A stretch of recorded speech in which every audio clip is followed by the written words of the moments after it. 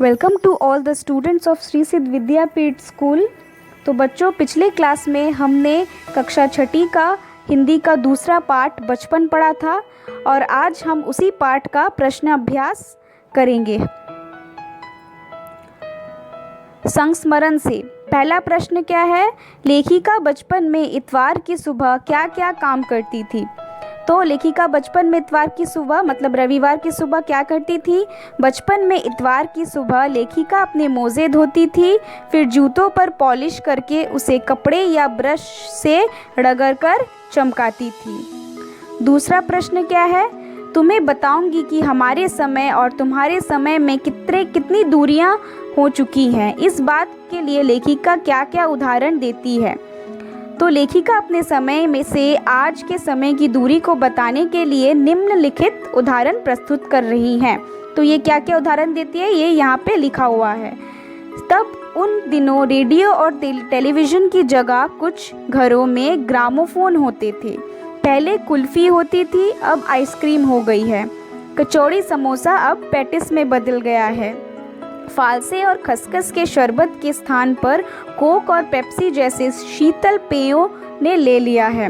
उनके समय में कोक नहीं, लेमोनेड, विम्टो मिलती थी। तो यही है उनके और हमारे बीच में कुछ अंतर। प्रश्न 3 क्या है? पाठ से पता करके लिखो कि लेखिका को चश्मा क्यों लगाना पड़ा। चश्मा लगाने पर उनके चचेरे भाई ने उन्हें क्या कहकर चिढ़ाते थे? तो लेखिका को रात में टेबल लैंप के सामने बैठकर पढ़ने के कारण उनकी नज़र कमज़ोर हो गई थी। इसी वजह से उन्हें चश्मा लगाना पड़ा था। उन्हें उनके चचेरे भाई चश्मा लगाने पर उन्हें छेड़ते हुए कहे थे कि आँख पर चश्मा लगाया ताकि सूझे दूर की, यह नहीं लड़की को मालूम कि सूरत बनी लंगूर की। तो यही है जो लेखिका को इसी वजह से उनको चश्मा लगाना पड़ा था। उनके चचेरे भाई ने उनको ऐसे ही कहकर चिढ़ाया था। चौथा प्रश्न क्या है? लेखिका अपने बचपन में कौन कौन सी चीज़ें मज़ा ले लेकर खाती थी? उनमें से प्रमुख फलों के नाम लिखो। तो वो क्या क्या खाती थी? लेखिका बचपन में चॉकलेट को बड़े मज़े से खाती थी। उनको सप्ताह में एक बार चॉकलेट खरीदने की ही छूट थी। लेखिका चॉकलेट को साइड बोर्ड पर रख देती थी, फिर बिस्तर पर लेटकर मज़े से रात को खाती थी। इसके अतिरिक्त कुल्फ़ी, शहतूत, फालसे के शरबत, चॉकलेट, पेस्ट्री तथा फल मज़े ले लेकर खाती थी। कुछ प्रमुख फल हैं जो काफल और चेस्टनट था, ये उनको भी बहुत प्रिय थे। अभी हम बढ़ते हैं भाषा की बात की ओर। तो पहला प्रश्न क्या है?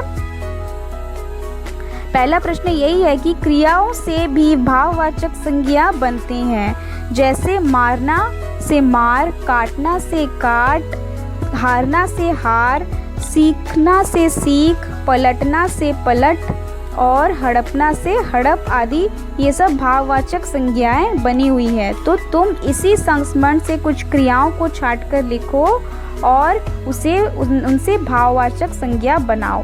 तो आप सबको यहाँ से भाववाचक संज्ञा बनाने हैं, जो यहाँ पे मैंने आपको लिख के दे दिया है। आप पढ़िए इसको।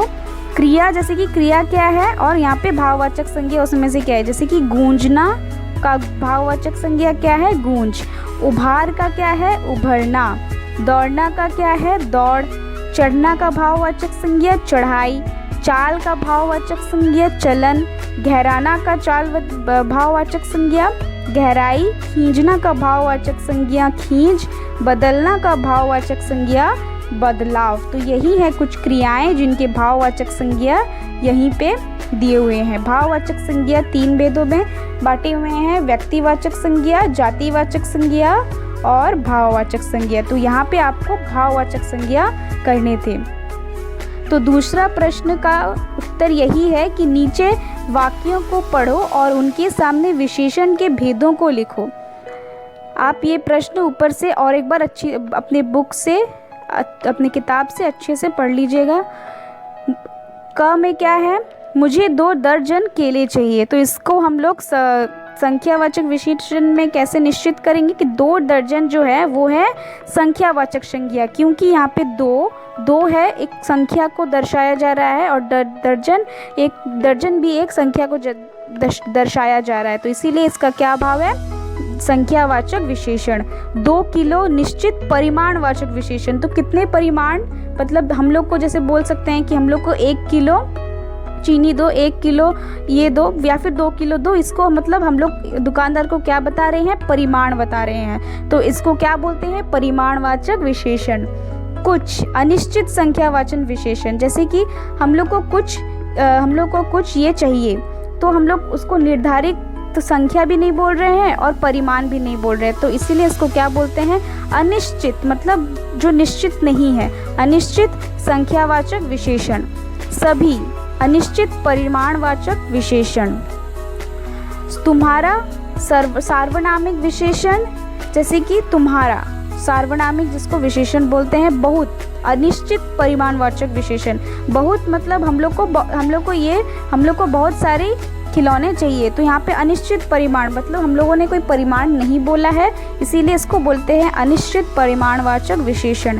सुंदर को क्या बोलेंगे, गुणवाचक विशेषण। प्रश्न 3, कपड़ों में मेरी दिलचस्पियाँ मेरी मौसी जानती थी। इस वाक्य में रेखांकित शब्द दिलचस्पियाँ और मौसी संज्ञाओं की विशेषता बता रहे हैं, इसीलिए ये सार्वनामिक विशेषण है।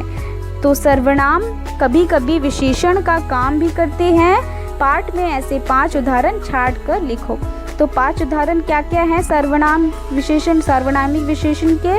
हम बच्चे इतवार की सुबह इसी में लगाते। उन दिनों कुछ घरों में ग्रामोफोन थे। हमारा घर मॉल से ज़्यादा दूर नहीं था। अपने अपने जूते पॉलिश करके चमकाते। यह गाना उन दिनों स्कूल पर हर बच्चे को आता था। तो यही सब है सार्वनामिक विशेषण के कुछ उदाहरण जो पाठ से छाट कर लिखा हुआ है। तो इसी के साथ आपका ये पाठ समाप्त होता है। आप इस प्रश्न उत्तर को अपने कॉपी में अच्छे से लिख लीजिए और ये पाठ दोबारा अच्छे से पढ़ लीजिए। अगर आपको कोई भी दुविधा हो रही हो तो हम उस दुविधा को पूरी तरह से सॉल्व करने की कोशिश करेंगे। तब तक आप ये पाठ बहुत अच्छे से पढ़िए और हम आपसे फिर मिलेंगे तीसरी पार्ट को लेकर।